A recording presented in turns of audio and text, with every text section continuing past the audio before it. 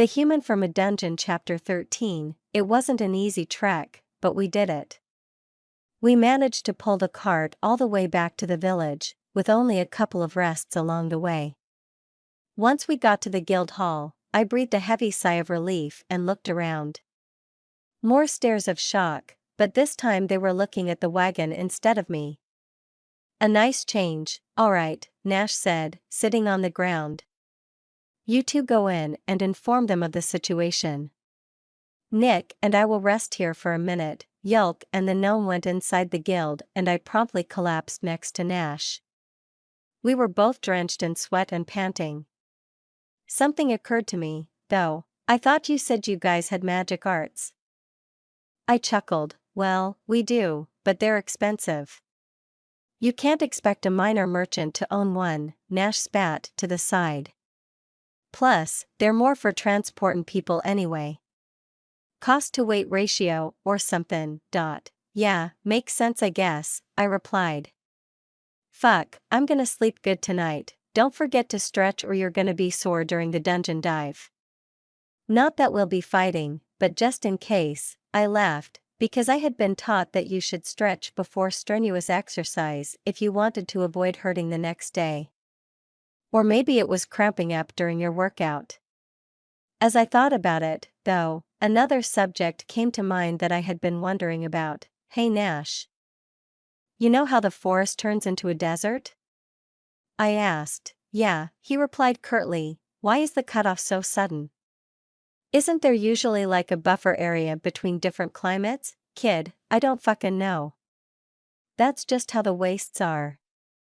It goes forest, desert, swamp, and then another forest.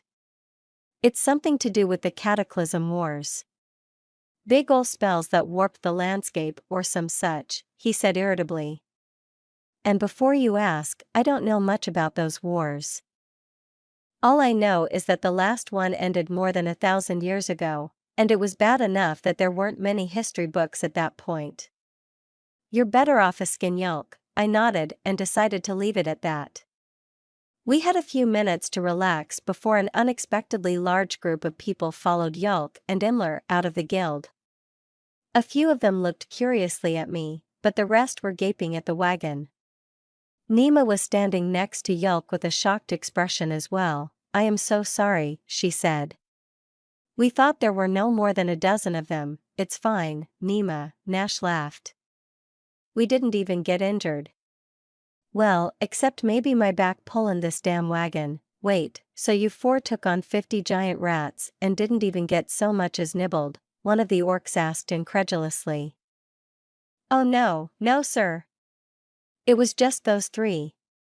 I wasn't any help at all," Imler answered. "As a matter of fact, the rats were going to eat me, and these three rescued me." "It was 54, Nash interjected. "It only felt like 40, I grinned. Nash treated me to a glare and Nima ushered us inside. Inside the guild was much nicer than the outside of the guild, and I found myself wondering how they handled air conditioning. Before I could ask, we were at the counter and Nima was opening a locked box. "Okay, so 54 pelts is 108 coppers, plus 25 for the fruit and 30 for the false mint. That's 163 coppers, she said. "Do we get extreme hazard pay?" Yulk asked.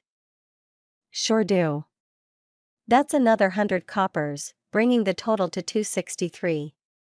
Since you're splitting it 3 ways, I guess you won't mind if I just round that up to 1 silver each." "That's very generous of you," Nash smiled flirtatiously. "Indeed," Yulk added. "Now Nick can afford some armor. We can stop by a smith on the way home." "A smith? Won't the weight of metal armor slow me down?" "Do smiths make leather armor?" I asked. 3 sets of orc eyes gazed at me as if I had grown another head. Nima cocked her head and Yulk opened his mouth to say something but then shut it again, obviously confused by my questions.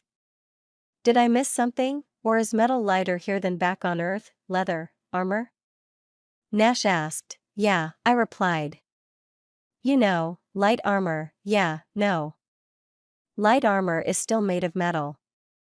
You know leather is made of skin, right?" Well, of course, I said, insulted. But 2 sets of skin are better than one. Plus you can move better, that's fucking dumb. First off, he began, regular leather isn't stopping anything. Swords slash through it, arrows penetrate it. Might as well wear cloth, which is much lighter than leather. Well, what about hardened leather, though? Or enchanted? I challenged. Hardened leather? You mean boiled leather? That goes over armor. You don't wear that by itself. You'll need to be wearing chain or plate underneath it. I've heard of some people wearing padded cloth under it, but you'll still end up heavier than just wearing a cuirass. Nash snorted. He's right. Also, enchanting is a very time-consuming and expensive process that can damage the item that's being enchanted. The more resistant to damage something is, the better the odds of the process succeeding. Leather wouldn't stand a chance. I'm afraid, Yelk added. Well, alright, I said, feeling like an idiot. Come on, let's go see about getting you something to protect your vitals, Nash said. I was lost in thought as we left the guild. I'd seen plenty of examples of leather armor in video games, TV shows, and movies. But the more I thought about it, the more I realized that Nash was right. Every real-life example I'd seen had the person wearing something under the leather. Well, excluding cosplay. I was so engrossed in my thoughts that I almost didn't notice that we were passing Irana's shop. Hey, hold on a moment, I stopped. Oh come on, Nick. She'll take your whole coin. Nash protested. She gave me a sword for free, how bad can her prices actually be? I put my hands on my hips. Fine. Learn the hard way, Nash growled as he pushed me aside and strode into her shop. Yelk, and I quickly followed. The smell of the shop hit me like baseball bat. There was the distinct smell of metal in the air, with a hint of hot coal, body odor, and a strangely sweet scent as well. Like burnt honey. It was also brighter than I expected. A shining globe was hanging from the ceiling by a chain, casting enough light to make all the armor and swords gleam brilliantly. I took a look around while Nash and Irana were doing their shtick. There were swords of all sizes, and some of them were in shapes I haven't seen before. She also had plenty of armor, including an obviously well-crafted full set of plate mail. I gazed into the glowering slits of the visor, before my eyes fell on the reflection of the chest piece. Behind me was something very interesting. A cuirass with strange engravings. I turned to examine the cuirass. The hairs on the back of my neck stood up. It was glimmering more than anything else in the shop. And the engravings were enrapturing. I had to actually stop myself from reaching out to touch it. That's a good piece, Irana said, ignoring Nash for a moment. You want to examine it? Yeah, is that okay? I asked. Sure, just wipe your prints after and don't drop it. I lifted the cuirass with both hands, expecting it to be heavy, but it was so much lighter than I thought. Suspiciously light. I checked the sides, and noted that it was at least a 1/4 inch thick. It was also padded with cloth, and had leather straps holding it together. I gave it a gentle tap and it replied with a soft clang. Then I returned it to its place and wiped it with the sleeve of my shirt. Where'd you get that? Nash asked. It was a trade-in. An adventurer broke their sword and needed a new one, but didn't have any coin, Irana said. He said it's enchanted, but I don't believe him. 20 coppers, if you want it, enchanted. I mumbled, you're gonna want more than that. Something to block with, namely. I'm guessing Nash hasn't been teaching you about blocking, she laughed. What's that supposed to mean? Nash demanded, when's the last time you actually blocked a strike, you fucking tree trunk? Well, I don't need to block, because I'm not made of glass. What else would I need? I interrupted. The two orcs glared at each other for a moment before turning to look at me. You'll want arm and leg guards, Irana said. Maybe a helmet. I'll have to take your measurements, though. I doubt I have anything that will fit you pre-made. Yeah, And how much will that run him? Nash asked. 20 for the cuirass, 10 for each arm and leg guard, and 20 for the helmet. It'll take about a week, she answered. 80? Okay, we can do that. If I give you a full silver, can you have it done by the end of the week? I asked. By the end of the week, she sputtered. Fucking hell, Nick. Didn't take you for a taskmaster, I'm not. I protested. It's just that we'll be going into the dungeon with over 20s at the end of the week and I want to be prepared. She was silent for a moment and then tapped her fingers as she thought about it. Then she hemmed and hawed and rubbed the back of her neck. Finally, she gave a big sigh and shrugged. If we skip the helm, I can work with Gertho and make it happen. Let's get you measured, she said. We'll get your head too, just in case you want one later. Irana gestured for me to stand on a small shelf next to her counter, and I complied. Then she pulled out a long piece of rope with lines and symbols on it. She held it next to my thigh and forearm, and then measured my head. Once she was done, she grabbed a piece of paper and a pencil and wrote something on it. All right, all done. Come see me before your dungeon dive and I'll get you fitted up. Are you able to pay half in advance? She asked. I only have the 1 silver coin, so I'll just give it to you now, I said, pulling the coin out of my pocket and giving it to her. Thank you so much. Pleasure doing business with you, she called out as we left the shop. Nash was grumbling the rest of the way home, calling Irana every foul name that he can think of. He may not know how to read, but he's extremely verbose when it comes to profanity.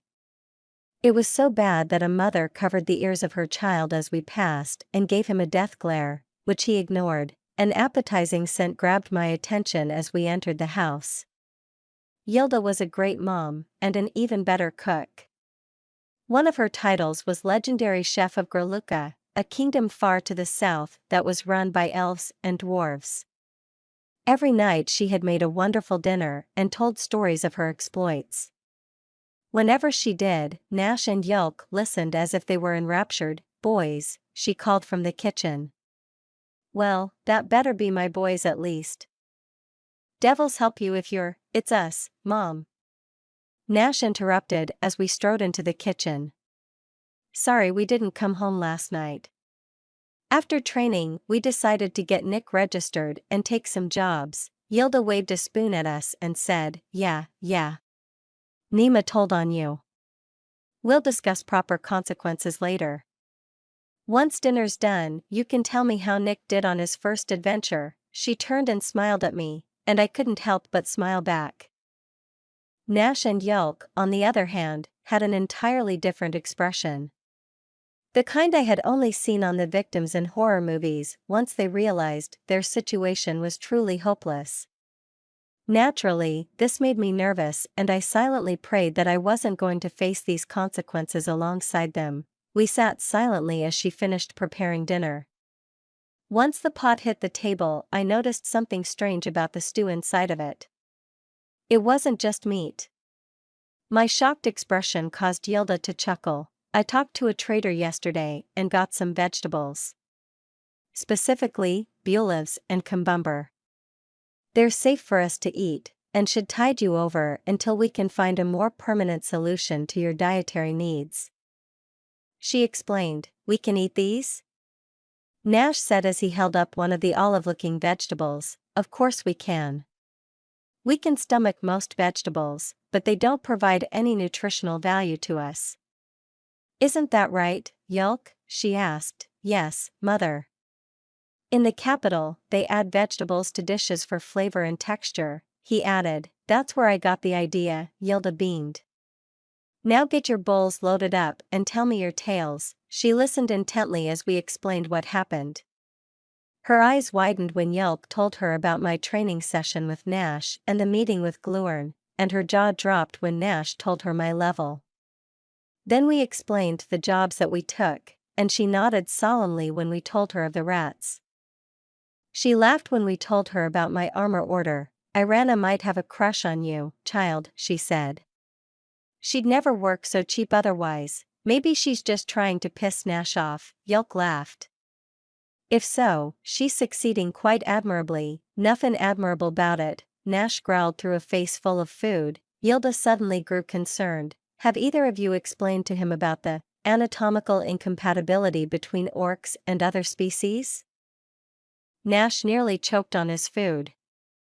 I looked at the three orcs, unable to hide my confusion. Yelk shared my expression of puzzlement.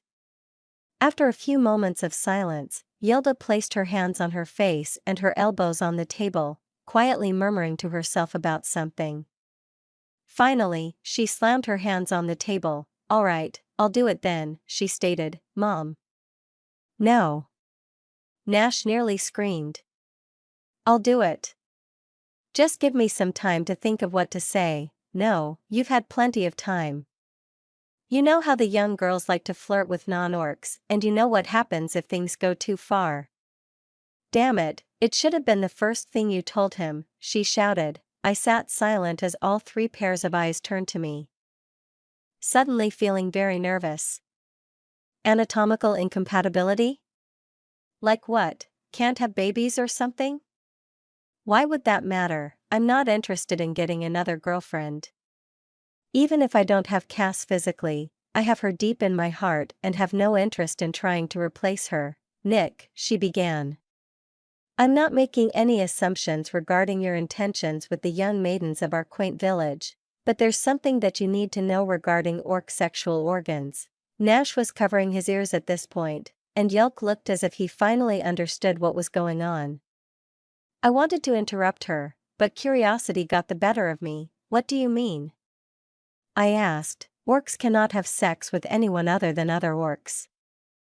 Attempting to typically results in fatal wounds to the non-orc's genitalia, she answered. I sat stunned for a moment before weakly uttering, how? Orcs have bones in certain sensitive spots that are exposed when they become aroused. When two orcs get intimate, these bones grind against each other, causing a pleasurable sensation, she tentatively explained. Unfortunately, these bones are quite sharp, sharper even than our teeth. Yelk added cheerily. That's enough, Yelk, Yilda scolded him. Anyways, Nick, if an orc woman propositioned you, just say no. I felt the blood drain from my face as I imagined the implications. Many questions ran through my head at once, and I was too horrified to keep myself from asking them. But what about? I began. We have bones there too, Nash interrupted with a pleading expression. For the love of all that is good, Nick, don't make my mom explain any more of this. I'm begging you. Okay, I said weakly. Okay. Yeah, good to know.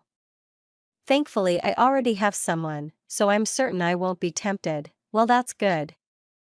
Becoming a eunuch at your age would be very bad for your mental health and physical development.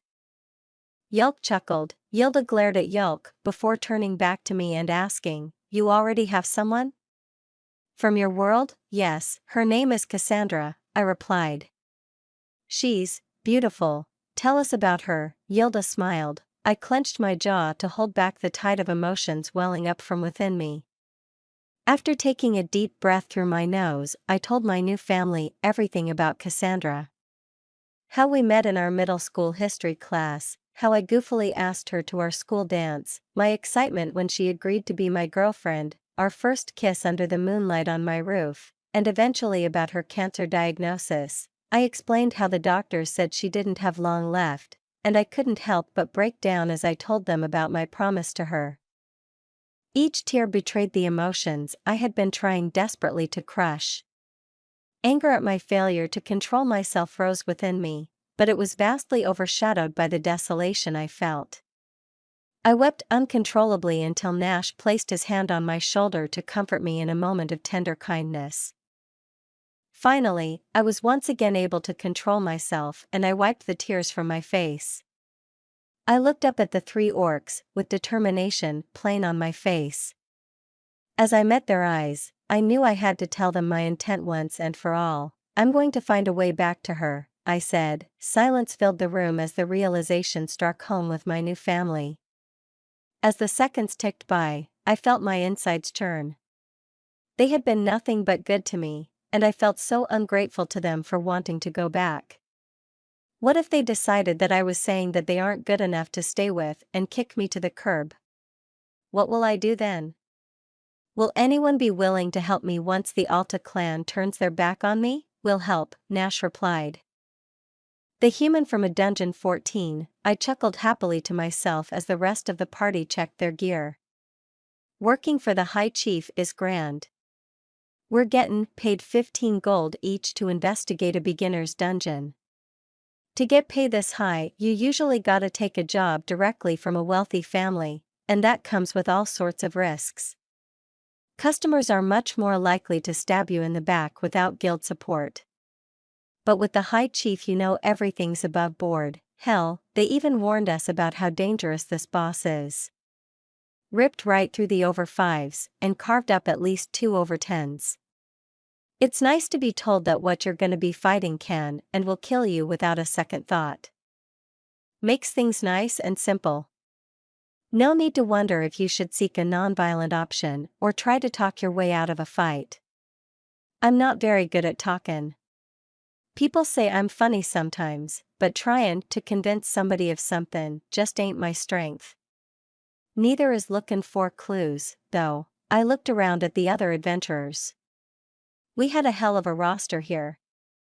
For over 20s and the 3 we're escortin'. Over 20s usually work alone or in pairs, but the High Chief wants intel and he sure as hell ain't talking no for an answer.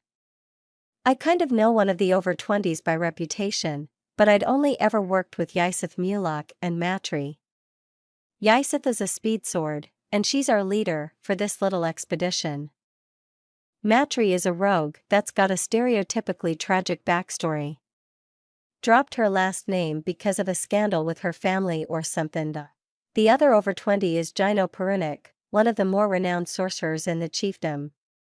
A quiet kind of guy, but I bet he wasn't quiet when he was told that he'd be in a support role. Sources all have a hell of an ego, but the thing we're fighting is a bad match for spellcasters. The main reason he's coming at all is for the investigation portion of the quest. Our eyes met, and I gave him a smile before turning away. My eyes rested on the weird-looking short thing standing next to one of the Alta brothers. A human, apparently, found in the dungeon of all places. If this job had come from a noble family, we'd probably get a twist order halfway through to seal the damned thing back in the dungeon. Something told me that was a bad idea, but I couldn't quite place what it was. He looked squishy enough, but the sword at his hip tells me he isn't some type of mage. A level 5 shouldn't make an over 20 nervous. Just ain't right. The Alta brother with the serrated axe saw me starin' and met my eyes. It wasn't a look of hostility, but it was definitely a warning. I looked away with a grunt. Best not to fuck with the Alta clan. Not just because you'll end up worse for wear, but because their family has the gratitude of multiple nations. Including the one my parents are from. One of those Alta adventurers saved Nilison from an undead horde single-handedly. My grandparents would have died if it weren't for him. If I get on their bad side, my ma and pa will beat my ass. A chill ran up my spine at the thought. Honestly, it's kinda cool that their family stretches all the way out to the boonies. I wonder why, though. Their parents probably moved out here for work or something. Maybe I should ask the brothers about it if I get the chance. Alright everyone, make sure your gear's stowed and your weapons are handy.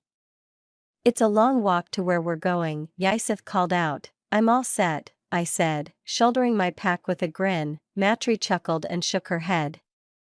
To the untrained eye, I probably look like a buff merchant. But these guys all know that I'm a brawler.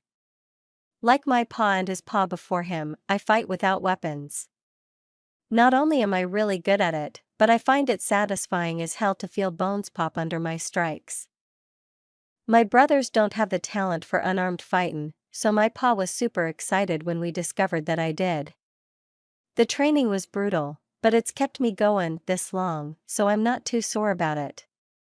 My brothers are sore that I'm the new favorite, and that I'm a lot stronger than them, but that's the way it goes. Good, let's head in. Yseth nodded towards the entrance to the dungeon. We followed behind her, like baby quackers behind their mom. Very deadly baby quackers. Roasted quacker sounds delicious right now. Slow roasted to the point that the skin is nice and crunchy, but the meat is wonderfully tender, seasoned with salt and whatever else the cooks use. Quacker meat can be found in every big city. But probably not out here. They might have cluckers though. Clucker's almost as good as quacker, and it's cheaper too. My mouth started to water as I overheard part of a conversation next to me. I looked, and it was the short thing talkin' with Matry. Air molecules get heavier when they're colder and lighter when they're hotter, and that makes wind. All I do is visualize that, the Thingy said. Actually, the air spreads apart as it heats up, which allows the thicker cold air to drop down through it. That motion is what we perceive as wind, Matry smiled. Still, you were close enough to trigger the spell. From what Yelk says, it's probably a good thing you didn't nail the visualization immediately. Wait, I interrupted. You're a source? Why do you got a sword when you can do magic? I can do both, it replied. I've got skills for sword fighting, unarmed melee, and magic so far. Basic skills, the axe-wielding Alta said. Don't get full of yourself, Nick. Its name is Nick, then. Kind of expected a more complicated name, like something an elf would have. Wait, did you say unarmed melee? I asked. That's fightin' without weapons, right? Yeah, axe-wielder replied. I grinned, so you're a brawler like me sometimes. What kind of skills you got? Nick suddenly looked nervous. Well, I've got one called Breathtaker Strike. The others can be used with weapons too. Haven't had much of a chance to get more skills that use my fists. Well shit, if we survive this dive I could train with you. I said excitedly before remembering my manners. Oh right, my name's Thunra Grantif, puncher of trolls, kicker of kobolds, and strangler of drakes. Nice to meet you, nice to meet you. I'm Nick Smith of the Alta clan. I don't have any titles beyond that. Yet, the Alta clan? But you're not an orc. Are you? No, their mom adopted me so that I could be a member of the village, he said, gesturing to the brothers. I'm Nash Alta, destroyer of ents and maker of trouble.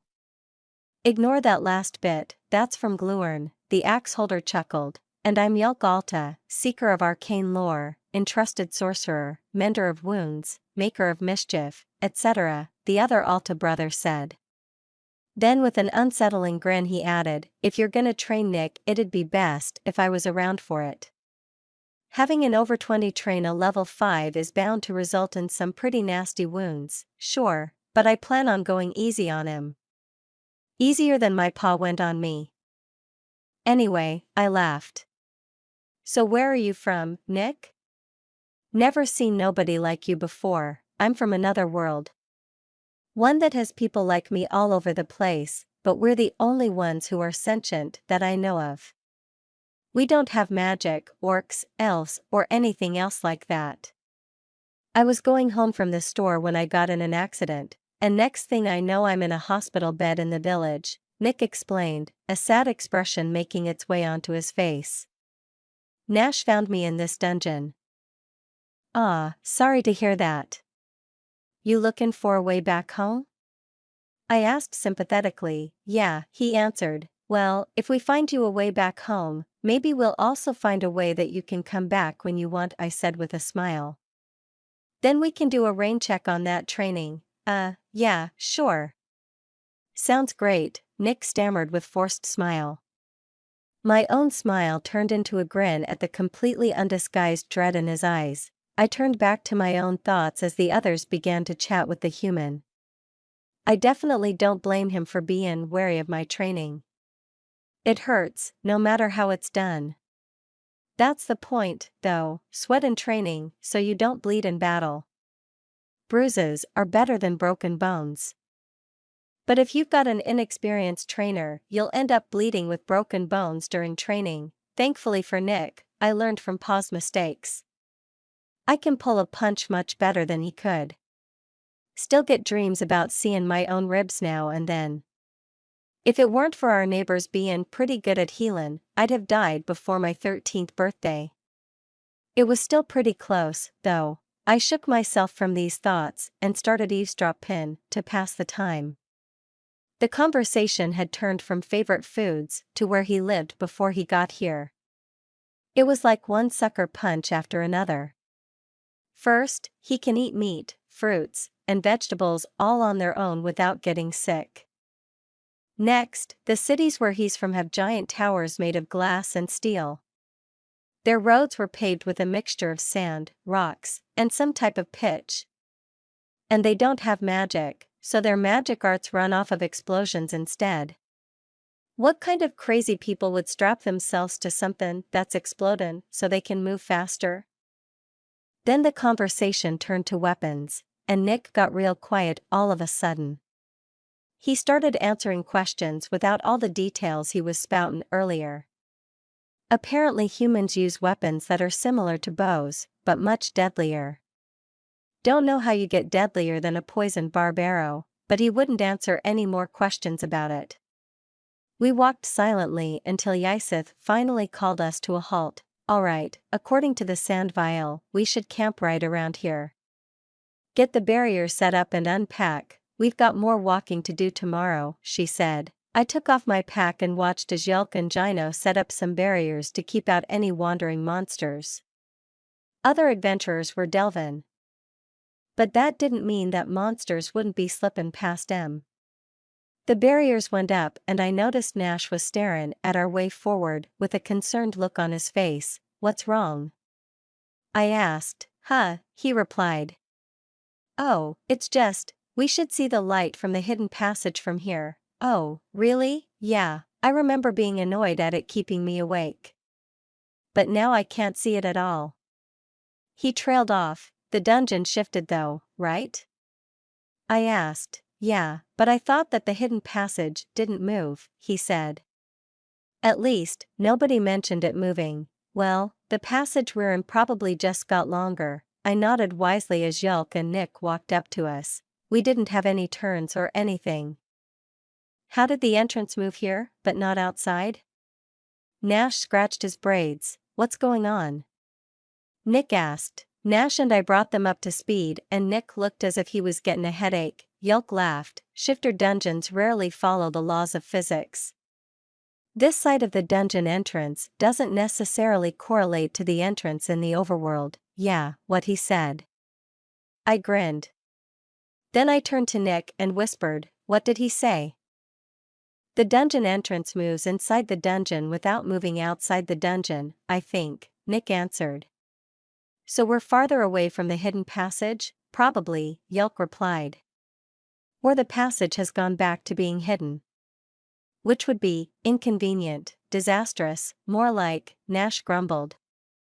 Well, let's hope that's not the case. Trying to find that passage again is going to suck. We all nodded in agreement and set about getting our camping gear unpacked. I claimed a spot near the barrier, just in case, and joined the others for some chow. Lighting a fire in a dungeon is usually a bad idea because of the smoke, so it was just survival rations. Chow started out quiet, but once a few of us were done eating we started swap-pin stories and brag gin.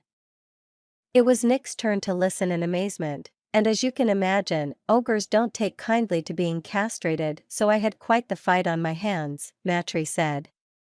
Once they had my scent I had to abandon tryin' to be sneaky about it, too.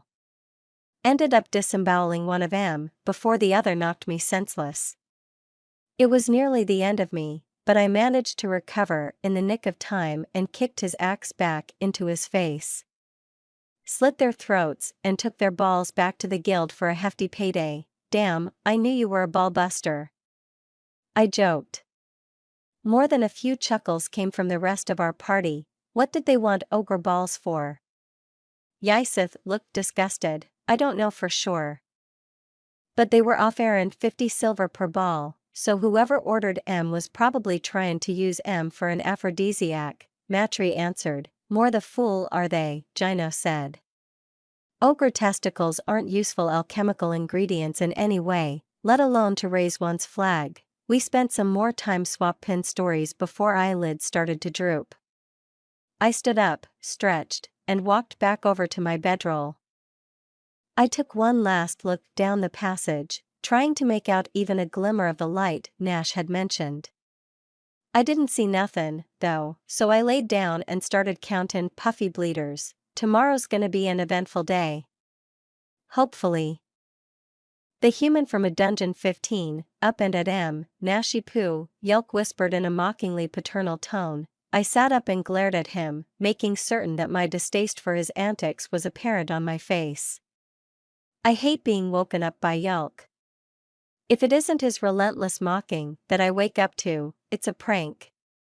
My brother's affinity for magic makes his pranks all the more infuriating.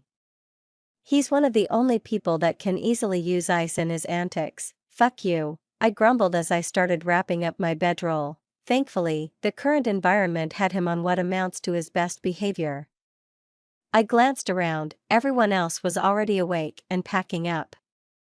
Nick was already packed, a sign of uneasy sleep.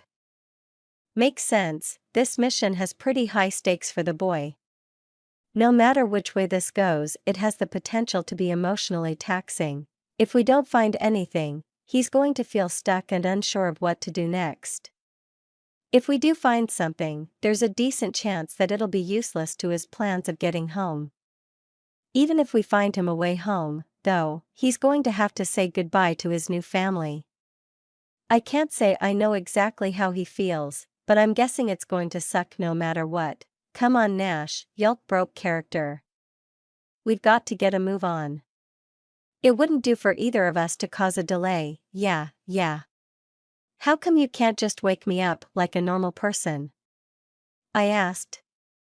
Knowing the answer already, there's no fun in that, Yelk replied with a grin. Whatever, I sighed as I finished packing my gear. Some of the others were eating breakfast, but I didn't join them because I'm not a breakfast person. It drives my mom nuts, but it's just not my thing. Feeling full right after waking up makes me lazy for the rest of the day, so I prefer to snack if I get too hungry before lunch. I slipped a pack of breakfast jerky in my pocket to snack on while we walked. Finish up, everybody. We're burnin' daylight, Yseth commanded. Obligatory grumbling followed, including quips about daylight being irrelevant in a dungeon, but everyone was marching soon after. People outside the business hear someone described as a professional adventurer and imagine someone with manners who can take down monsters. In actuality, this was the professional side of adventuring. What needs to get done gets done, but hardly anyone gives any regard to manners. The trip to the hidden passage was spent in silence. Tensions rose the further we had to walk. After another 30 minutes of walking, I was worried we were going to have to start cracking walls to find the hidden passage again. But we finally saw the light from the passage and the tension eased up some. It was still pretty thick, though, for one very good reason. I hope that barrier held up. Nick voiced everyone's concern. The breach of silence caused all eyes to turn on the boy. I expected him to wilt under the combined gaze of the adventurers, but he didn't. Thunra chuckled at the unintentional audacity. We'll check it before beginning our investigation, but until we confirm its integrity we'll want the element of surprise, Matri said softly. That's a polite way of saying, shut the fuck up. Thunra laughed. Oh, right, Nick replied. Quiet chuckles came from the other adventurers before the silence settled in again. We continued on for another few hours before we came to the fork in the path, and then another couple of hours before we came to the barrier. The bright purple glow was a welcome sight, but what lay beyond it was another story. The only light down the rest of the passage was from the barrier itself. There were deep gashes in the walls and ceiling, as if something went absolutely berserk trying to get through. The thing had even tried to dig below the barrier. Jesus, Nick whispered. It's a good thing the barrier goes below the ground, 40 feet in each direction, to be exact, Gino added. That's the maximum it can go, and that's what the barrier team used. Interesting, Nick replied as he walked over to one of the walls and ran his hand over a brick. It must have been hard to damage these walls. These bricks feel tough and there's no mortar lines. What are these made out of? Looks like bronze, I answered. But, they're too perfect, Matry finished my sentence. No pits, dents, or anything that you would normally see even in polished bronze. Also, I've never seen bronze flake quite like that. She pointed to the rubble on the other side of the barrier. I looked closer, and she was right. Some of the claw marks ended in what looked like string, and pieces that had fallen off had a shape closer to shaped wax than shredded metal. I walked up next to Nick and tapped the wall. The rapport was strange as well. It sounded like a dull thud instead of a metallic ring. Nick drew his sword and swung at the wall. The rest of us stared at him in disbelief, shocked by the suddenness in which he had acted. Then we were shocked by the results. Not a single dent showed in the bricks he had struck. He switched hands and shook the hand that had been holding the sword. "Damn it, boy!" I shouted. "Don't be swinging your sword for no reason." "It wasn't for no reason, Nash," he replied. "I hit that wall hard, and didn't leave even a scratch. I thought it might be made out of a thing called plastic, but I've never seen plastic that can stand up to steel before." "Plastic?" I turned to look at the bronze-colored bricks again. Then I looked back at the rubble and my blood ran cold as the implications set in. I looked at the over-20s and saw the steel in their eyes.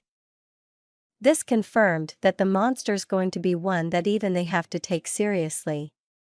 Then something else occurred to me, and my blood started running hot again. "Let me see your sword," I growled at Nick. He cautiously held it up to me hilt first. I snatched it from him and flipped it blade side up. Just as I thought, the damned thing was notched beyond the point of a whetstone. "You absolute fucking idiot," I spat at him. "Look what you did to your sword." "Shit," came his reply. "Shit? That's your response? You're going to need to have this repaired. You'd better fucking hope that we don't run into anything that you need to fight," I yelled as I pushed the sword back into his hands. "You're right, my bad," he said with regret in his voice. "Just use your magic," Yelp chuckled, diffusing my anger a bit. "Or we could do some of that unarmed melee training now, if you'd like," Thunra added with a grin. "Whatever," I grumbled. "Just don't do shit like that again. Your equipment is your lifeline. You're lucky you have more than one, but never take that for granted. Some things don't give a shit that you can do magic, you know." Nick glanced at Yelp and back to me. Then he nodded his understanding, and after a moment of cold glaring, I relented. With a sigh and a shake of my head, I turned away from him and looked at the barrier. Arcane glyphs swam peacefully across its surface, completely oblivious to the destruction laying just beyond it. I wondered for a moment where the monster had gone when Ysith cleared her throat. "The barrier's in place. Let's get moving, we've got intel to gather," she ordered. She was met with several nods, and we all began backtracking down the passage. Nick had a dejected expression the entire journey to the labyrinth portion of the passage, which made me feel a pang of guilt. Was I too hard on him? Was there a better way that I could have handled that? Maybe, but Nick's actions had been damned foolish, so he deserved a little embarrassment. Sure, in certain situations a calm and collected explanation is the best way to go, but when the situation's dangerous you should have some emotion involved, right? To really hammer the point home? I glanced down at Nick and a terrible thought occurred to me. I'm massive compared to the boy. Did I scare him? I quickly recalled all of our recent interactions and realized that I'd been harsher than I probably should have. I knew why, too. My father was a great mayor. He taught me that satisfaction with your progress leads to complacency. and complacency is the most dangerous foe to an adventurer. I wouldn't have gotten as far as I have as fast as I have without him, and I shudder to think what level Yulk would be if Dad had been around to train him. He had two different personalities that he switched between. The first was a happy-go-lucky mare who did silly things to make us laugh and cheered us up when we were sad about things. The second was his training personality, which was cold, calculating, and harsh. He never hit me, but I would have preferred that to some of the ways he explained my failings to me. I almost laughed as I realized that I had been emulating him. I wonder if he'd be proud of that. I glanced down at the boy again and realized that I need to change tack. I grew up in an emotionally sound environment, and had been well prepared to suffer the barbs of my father's training. I don't know how Nick grew up, but recent events had to be traumatizing to the poor boy. If I'm not careful, he might have a mental break. Fuck. I gritted my teeth and swallowed my pride. Nick, I whispered, yeah, I shouldn't have yelled at you back there. I'm sorry, I apologized. It was harsh of me, and you didn't deserve that. I'll do better moving forward. Oh, okay. Thanks, Nick replied with a very confused expression. I debated explaining further, but decided to drop it as we reached the first turn. All right, Nash. Where are we going? Yseth asked. Left is a dead end, I answered. I kept my left hand on the wall and just walked. We can save 10 minutes or so by doing the same thing and skipping this left turn. I took the lead and traced our path. About an hour later we reached our destination. A large, spacious room with mirrored walls and several broken altar-looking things. It looked almost the same as the last time I saw it, the only exception being that Nick wasn't on one of the altars. The altar that he had been on wasn't lit up like it had been, either. This is where I found him, I told Yseth. On the only intact altar thingy. It was lit up at the time, but the lights turned off once I picked him up. A few seconds later I was teleported to the entrance. Okay. There's only one entrance, so you'll hang out with Thunra on guard duty. The rest of us will have a look around for clues. I nodded and everyone spread out. Thunra came up beside me and leaned against the wall, crossing his arms. He stared out into the empty hallway, so I watched the others wander around the room. The altars were a mess. Some of them looked as if they had crumbled over time, but others looked as if they had been intentionally broken. Some even had jagged glass jutting up from their sides. I turned around and started eavesdropping. I can't read this, Gino mumbled. I'm not the only one. Nice. Do you recognize this text, Nick? Yulk asked. No, came the reply. If we don't recognize it, that means it's likely Draken, Enialish, or Daimon, Gino said. Or perhaps it's an ancient lost language. Well, that's a problem. It's not like there are a ton of scholars who study Enialish or Daimon, and Draken was abandoned in favor of Elvish script. Going to be tough to get this translated, Yulk sighed. I've grabbed a rubbing, just in case. Is something wrong? Nick? What's going on? I turned back in alarm and watched as Nick lay back onto the altar I had found him on. Yulk reached for him as glass suddenly sprang up around the boy and lights began flashing all over the altar. I rushed over. What the hell? I demanded as I looked over the altar. What did you let him do that for? I didn't let him, he just did it. Didn't breathe a single word, just climbed right on. Or in, I suppose, Yulk explained. Do you see a way to open this thing? There wasn't even a seam in the glass that was now surrounding Nick. I grabbed my axe and swung it sideways so that I wouldn't chop the boy like a log, and was shocked as my axe bounced back without so much as chipping the glass. I stared at my axe in disbelief. It was missing 3 teeth. Shit, I whispered. The human from a dungeon 16, I feel, horizontal. Subject is laying down. Why can't I see?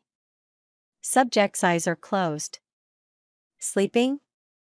Is there anyone else out there? Checking communications, failure C technician, checking database, failure C technician, oh. Trapped in a sleeping subject, with no idea why. Scanning my knowledge base hardly answers any questions either. Okay, what do I know? I know I'm an artificial intelligence. My function is to guide a subject in the use of thaumaturgy, and I've got all sorts of information on spells. I'm also supposed to translate all audio for the subject and provide further guidance on diplomatic interactions. Who made me? No clue. Who's the subject? It's a human named Subject Zero. That's a cool name. What's my name? Tenzing. I don't get it. I must be missing context. Will Subject Zero make fun of me for not having a numerical name? Or worse, will it be jealous of my non-numerical name? Cool, a new feeling. Panic. Nice. Ah, but a solution presents itself so quickly. I don't get to enjoy my newfound emotion. I'll just go by 10.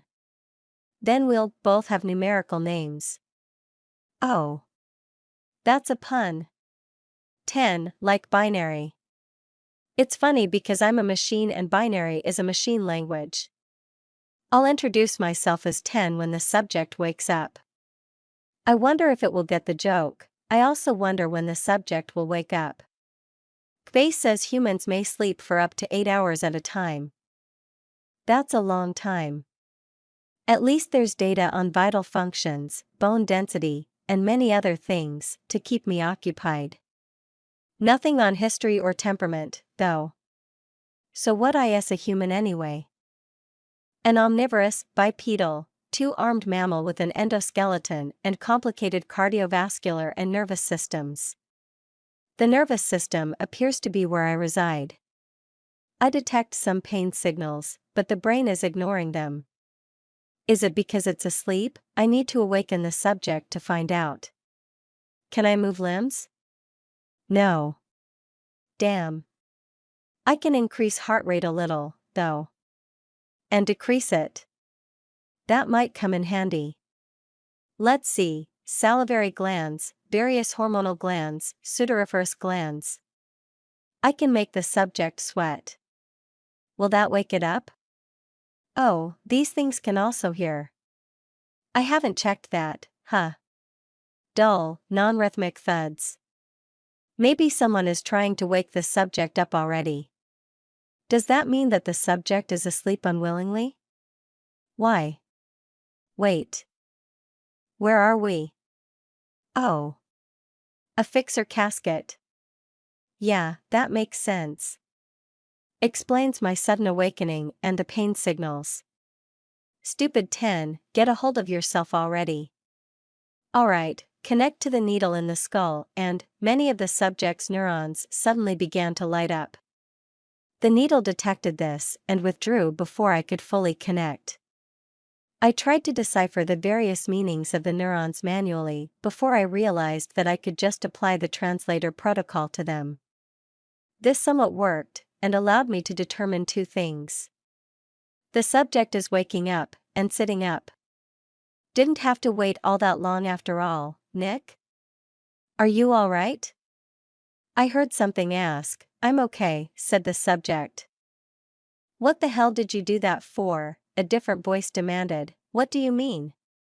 We were talking about the text and next thing I know I'm on this thing.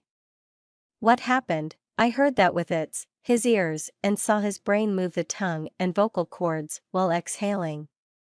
Then I discovered that there's an interface for interacting with the subject. I can say hello, subject 0, I thought to the subject. Oh, shit, he replied verbally. The voice just said hi. Did it say anything else? Another voice asked. It called me subject 0, confusing. It called me the voice, implying an ignorance of my existence. Is the subject experiencing amnesia? Or perhaps the subject wasn't made aware of my installation? Strange. I don't know the particulars of the installation procedure, but if I understand my location and the anatomy of a human correctly, it had to be quite invasive. I am 10, your personal AI guide, and apparently its name is 10. It's an AI, the subject explained. What's an AI? What is it talking to? Oh. Eyes. Right. There we go. Large humanoid creatures with green skin and sharp teeth. Orcs. Enemies. Enemies? But why is the subject friendly with them? Is the subject under duress? Heart rate and blood pressure indicate otherwise. Wait. Why are orcs enemies in the first place? I don't know. Okay, well, I can change that portion of the case. You can talk to me directly, you know. I informed the subject. Well, that's good to know. 10. But if I make a habit of talking to you, it will just make me look crazy, the subject verbalized. Crazy? Mental illness? Oh, I see. I suppose my communications may seem like auditory hallucinations. Actually, that's exactly what they are, technically speaking. So if the subject interacts with me, it would look like schizophrenia. Easy solution, you don't need to verbalize to speak to me, I explained. I'm in your head, so all you have to do is think. Wasasifglasf TSDS, he attempted to reply. I recalibrated some of the translation protocols. My mistake, try again, like this, he asked. Exactly. Now it won't look like you have schizophrenia when we communicate. I gleefully replied, Nick, what's going on? The orc with an axe asked with concern in its voice. There's a machine in my head and it's talking to me, Subject 0 explained. Other than that, I know less than you do. I decided to keep quiet while I recalibrated my sensor package. The orcs and the subject continued talking to each other, but the orcs kept calling Subject 0 by the name of Nick. Was the subject named erroneously? Or are the orcs mistaken? Maybe the subject is undercover for some reason. I'll have to clarify that later. As I continued calibrating certain functions, I felt myself spread through the various connections in his body. The artificial magic core and pathways were functioning correctly. Still some pain in the injection sites, but I was able to numb that for him. Simple matter of telling certain nerves to hush. 10. Subject 0, or maybe Nick asked, how can I help you? I answered, what are you, exactly? As I said before, I am an artificial intelligence, right? I meant why are you in my head? I don't know. Today is my first day of existence, as far as I'm aware. My primary function is to guide subjects through the use of thaumaturgy. This implies that you were in need of guidance, I suppose. What's thaumaturgy? A literal translation would be wonder-working. It's the practical application of arcane arts using ethereal energies. I explained, magic? I suppose so, yes, okay, it says that it's supposed to guide me through using magic. Oh, wait, hold on, he verbalized, you said primary function. What are your secondary functions? He thought to me. I have several, I answered with a bit of hesitation. If the subject doesn't know why I'm in his head, he might not like my functions very much. My active secondary functions are translation, cardiopulmonary regulation, neural tissue regulation, medical diagnostics, companionship, and situational analysis. Wait, what? Neural tissue regulation? You're thinking for me? He asked in a panic. No, I couldn't help but laugh. My neural tissue regulation function allows me to treat and prevent certain mental illnesses and brain damage. It also allows me to interact with you like this. The subject thought about this for a moment. These thoughts were scattered and lit up all sorts of neurons. Can't quite read his mind yet. I'll work on that. The orcs seemed to be giving him time to sort everything out, but according to my facial recognition software, it was obvious they were concerned and had questions of their own. What about your inactive secondary functions? he finally asked. Well, I'm not sure, I replied truthfully. I know that I should be able to communicate with a central hub and with other users, but that doesn't seem to be working. There's also corrupted files here and there, and I don't have access to the main database. So I don't know anything except what's in my local knowledge base. Okay, what's in your local knowledge base? I took a second to check. About 376 terabytes of information regarding anatomy, physiology, language, and other information regarding my primary function. That's a lot of information. You're sure there's nothing about how we got to where we are now? I'm sure. Okay. He thought. Are you able to move my body without my consent? Ah, good question. I tried to earlier, so I feel like I should be able to. Oh, there it is. A procedure to do exactly that, yes, but not while you're conscious. I couldn't do it earlier, but that's because I didn't have full access to our hardware, I happily explained. Then I realized his most likely reaction to this information. Don't worry, it's a survival function. I feel no urge to move you unless we're likely to die. That's, well, okay, I guess. How did I get on the altar, then? He asked. I don't know. I might have been in survival mode. I genuinely don't remember anything before you got on the altar.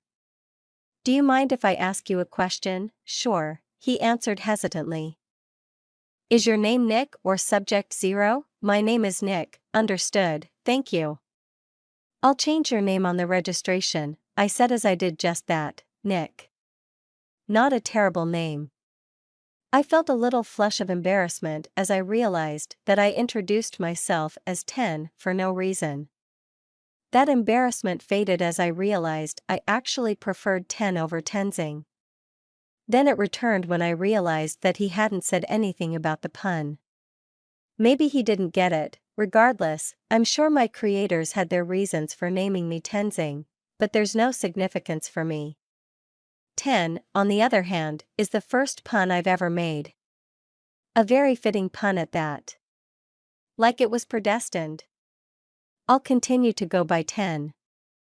Then, Nick relayed the information I had given him to the orcs as a question began to bother me. Who created me in the first place? I scanned everything I could, trying desperately to find an answer. Unfortunately, I couldn't find a single hint of the name of my creators. That's concerning, and not just for me. Nick seems just as confused as I am at all of this, so I'm certain not having the answer to this question is going to bother him. Hopefully he doesn't ask, who made you and put you in my head? Nick asked. Fuck, I was just trying to find the answer to that very question, I replied. I have no idea. I'm sorry, I countered the sudden rush of epinephrine that indicated a panic setting in. I may not be able to treat the causes of Nick's anxiety, but I can keep him lucid. No panic attacks on my watch. Ask it about this writing, one of the orcs said. Okay, Nick replied and pointed at the side of the casket. 10. What type of writing is this, and what does it say? I examined the writing on the fixer casket and came to a horrifying conclusion. That's not a fixer casket. It would appear that it has similar functions, but it doesn't match the specs I have on file.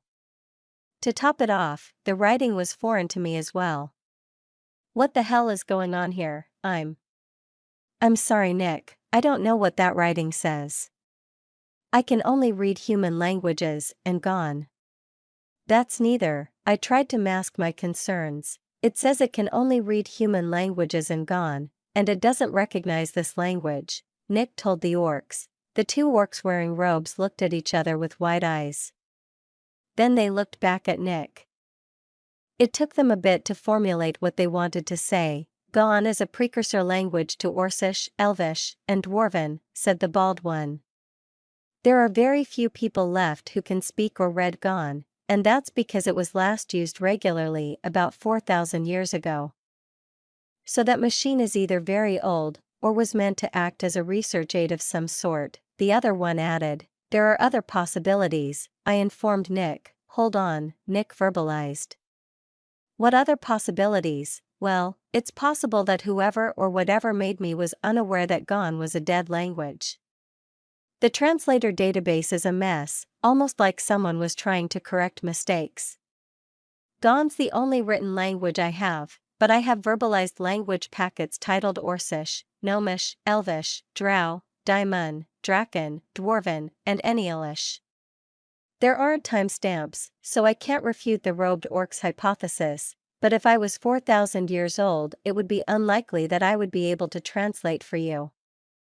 Nick went back to chatting with the orcs, and I saved images of the text in case I needed them later. The room we were in offered very little in the way of clues regarding my origin, but data is always good. I caught a glance at Nick's reflection in the mirrored walls. Interesting. Not aesthetically displeasing. Not sure how I'd feel if my host was ugly. Would that negatively impact my mental health? It might increase my workload depending on how insecure the host was about their features. Okay, so to recap, we found out that Nick has a machine in his head and that the text on the caskets is most likely Draken, a female orc said with an air of authority. The objects in this room also seem to be pretty technologically advanced. That sound about right, the other orcs nodded. Alright, we have a mission to get to. We'll escort you three to the crossway, she continued. Wait, Nick said. 10. Are you able to boost my combat abilities? A very interesting, if not somewhat alarming question. I checked my systems and the answer had absolutely no ambiguity. It was almost like it was what I was made for. Yes, I am. The human from a Dungeon 17, I glanced at the orcs who were watching me with concern plain on their faces. If I were in their place, I'd be alarmed too. Hell, I probably should be, and this machine in my head is likely the reason I'm not. On the other hand, a lot of things make sense now. The translations, the shape of my magic pathways, the speed with which I've been picking up skills, all of it can be attributed to 10. I met eyes with Ysith. I'm coming with you, I stated. The silence I had broken returned much heavier than before. Ysith, Joni, Yulk, and Matri looked confused. Nash looked angry, which is quickly becoming his default expression. Thunra crossed his arms and grinned widely at me. How come? Thunra asked. Our investigation has resulted in more questions than answers, I replied. There might be more information where the monster is.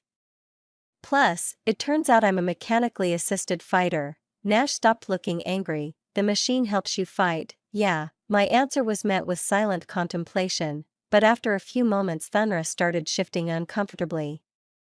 He looked to the others and then locked eyes with me. I don't know what everybody else is thinking about, but you're still level 5 ain't you? He asked.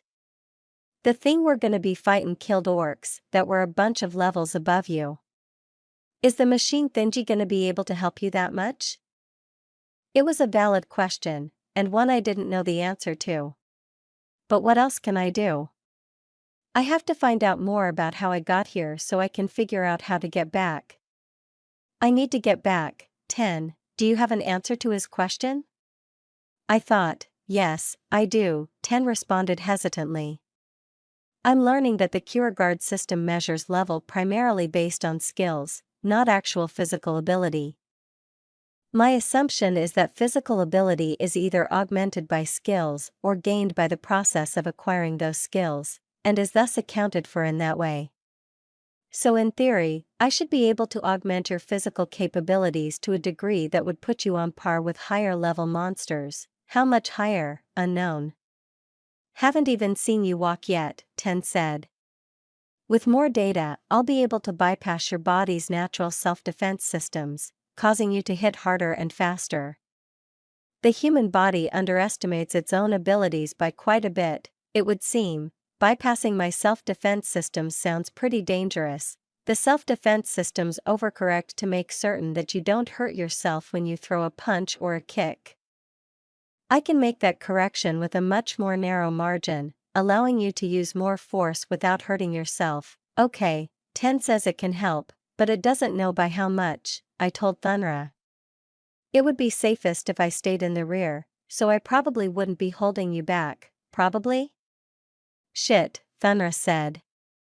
I want to see what you can do, kid, but, yeah, I'm not sure that we can keep you safe, Matri added. There's another problem, Nash said coldly. Yelk and I would have to go as well. Mom would never forgive us if we didn't, even if you survive. He's right, Yelk chimed in. Still, if we stay in the rear we should be fine. There's no doubt that 4 over 20s will keep the monster busy enough to ignore us. I don't know.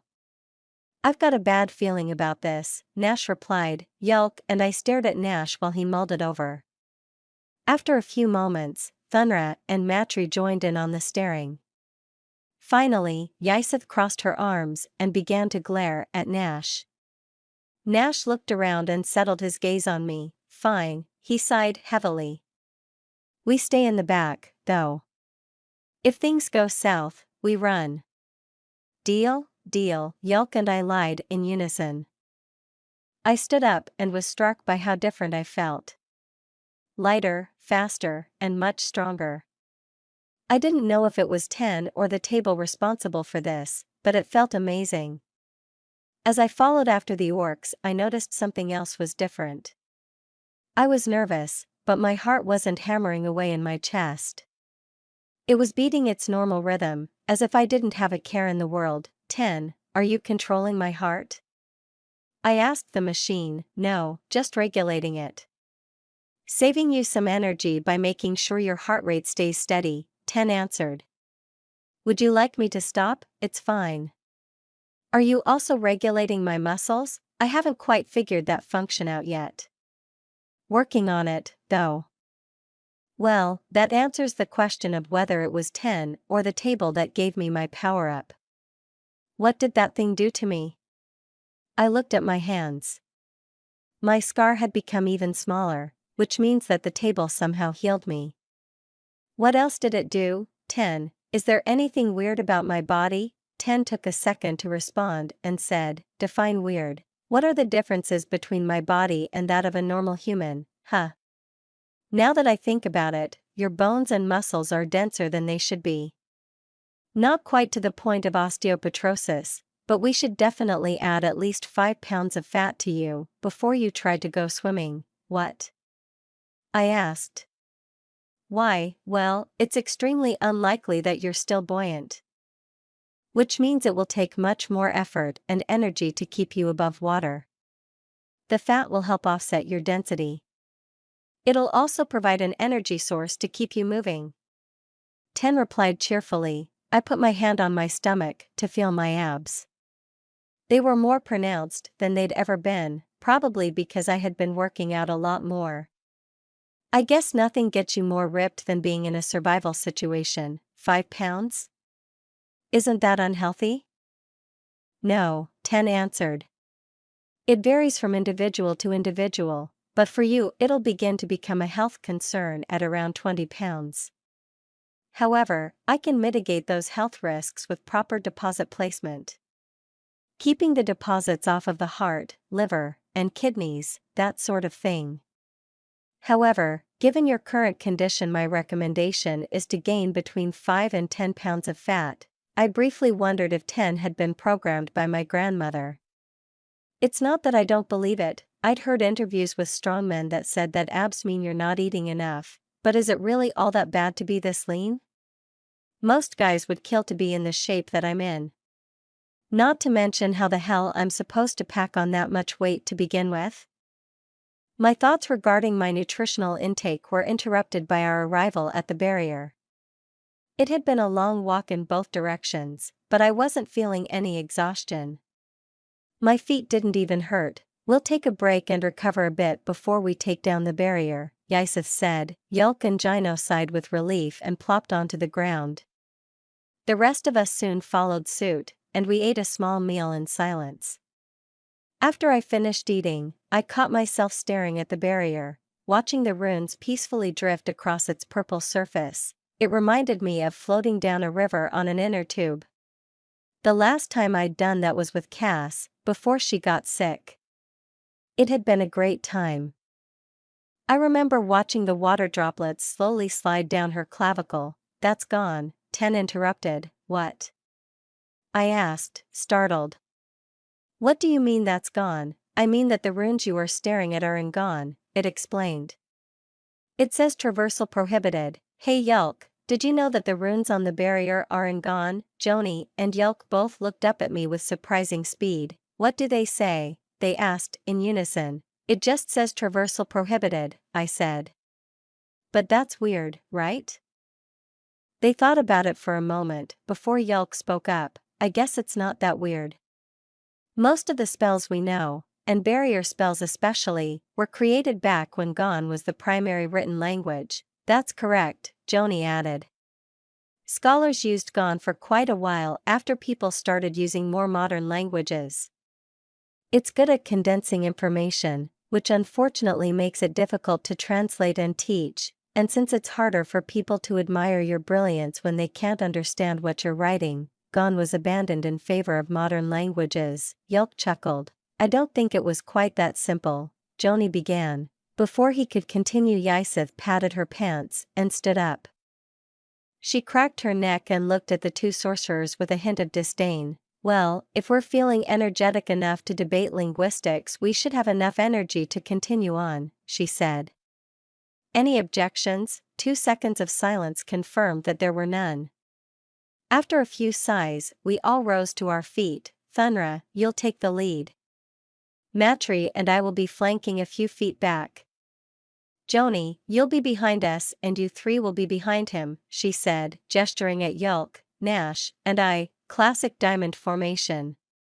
Nice, Thunra said. Everyone get your lights ready. If you need one, I've got extra. I'll need it, Nash said. Nick and I should be fine, Yelk added. I gave him a confused look and he grinned at me.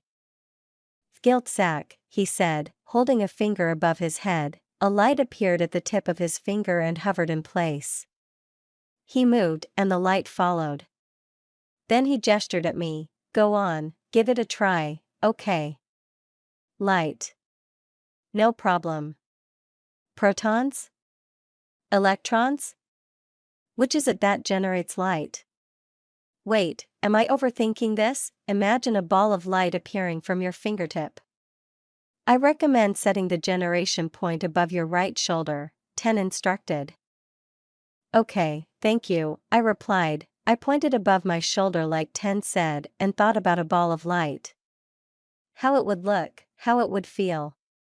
White, bright, and slightly warm, guilt sack, I heard myself say. I felt the magic travel from my chest through my arm and out my fingertip. The light appeared where I was pointing, just like it did with Yelk. I smiled a little when I noticed mine was brighter than his, though. There you go, Yelk said with a laugh. It's a basic spell, but far more useful than most people give it credit for. The rest of the adventurers activated their various lights. Joni used a spell like Yelk and I, but everyone else tapped on crystals that were embedded in their clothing. Nash took the spare from Ysith and held it in his offhand like a flashlight. Alright, weapons out, Ysith commanded. Joni, kill the barrier. We drew our weapons and Joni cracked his knuckles before approaching the barrier. Thunra walked up next to him, grinned, and cracked his own knuckles much louder. The sorcerer rolled his eyes and placed his fingers on the barrier. He said something quietly and the runes on the barrier rushed to its center, creating a strange-looking opaque bump. Joni placed his hand on the bump and said, Imesa's Nipo. The barrier quickly shrank into the bump, transforming it into a crystal. It began to fall, and Joni caught it with a quick motion. He placed the crystal in his pocket and gestured down the passageway. After you. He grinned at Thunra. Thunra nodded and started walking. We all fell into formation with Nash and I flanking Yelk and ventured into the darkness, being careful to avoid the damaged portions of the floor. The shredded bricks definitely looked like some kind of plastic, and I recalled the notch in my sword. What kind of material could this be? And what the hell could slice through it? I looked closer at the slashed lights and had a moment of shock. For some reason, I had been expecting fluorescent lighting, but these were solid chunks of what looked like glass. I shook it off, realizing that fluorescent bulbs would require power and every other source of light so far had been either fire or magic. I suppose these would fall into the latter category. We went further and further into the dark until the passage opened up into a room with pillars. I noticed that this room was brown, an odd color compared to everything else in this area of the dungeon. Then the smell of copper and rot hit me. Something deep within me recoiled at the stench, desperately trying to tell me that something was terribly wrong. Blood, Yolk whispered. As we continued forward, we began to see splashes of white, and I realized with terror that the room wasn't brown. So many people had died in this room that it was drenched in blood. That's disgusting. Horrible, what could have done this? What kind of monster are we going to fight? What the hell was I thinking, dragging us in here? We need to get out of here. My heart thundered in my head as panic rose within me, and I nearly threw up before a wave of calm swept over me, tens messing with my brain chemistry. Making me calmer. Letting me think. I sighed in relief, but almost retched again at the smell. Suddenly, we stopped. I looked past Ysith, and the feeling of terror hit me again, and was just as quickly washed away. Someone was standing in front of us, completely nude. He stood there staring with sunken eyes, and a small yet deeply unsettling smile. The creature's skin was unnaturally pale, with the exception of both old and new scars covering it, like pink and purple paint slashed onto a bleached canvas. Long claws gleamed in the light that we were providing, and the fur running along its body was as white as the long hair draping down from its head. It mouthed a word without uttering a single sound, but I knew what it said. I'd seen mouths make that motion hundreds of times. In perfect English, it had mouthed the word food. A cold knot formed in my stomach as it grinned, and I saw teeth in a shape that I hadn't seen since I'd come to this world, except in my own reflection. Threat identified. Human male, likely modified and acclimated to dark environments, 10 informed me. I didn't even get to respond before it rushed forward with unbelievable speed. Its target was Thunra, who managed to catch the creature by the wrists before the claws impaled his head. I could tell the orc was struggling, but the thing continued smiling. Ysith and Matri moved in unison so quickly I nearly didn't see them, weapons reaching for the creature's sides. It leapt into the air and kicked in both directions. As Ysith and Matri were flying across the chamber, it smashed both its knees into Thunra's jaw. Thunra crumpled to the ground, but before the creature could finish him off, Joni shouted something and flung a fiery blue and white spear at him. Without dropping its smile, the creature rolled out of the way and flung a piece of metal that was on the ground at the sorcerer, striking him in the chest and causing him to fall. It dashed forward with its claws ready to finish Joni when suddenly it stopped dead and sniffed the air. I watched its smile fade as its head turned toward me. My eyes locked with its sunken black orbs, and it sniffed the air again. It was about to target me. I need to take the initiative. I readied my sword and began to charge at the thing. Nash shouted, "Nick! No! You'll..." And the creature gave a deafening screech filled with wretched hatred and rage, drowning out the rest of what Nash was trying to say.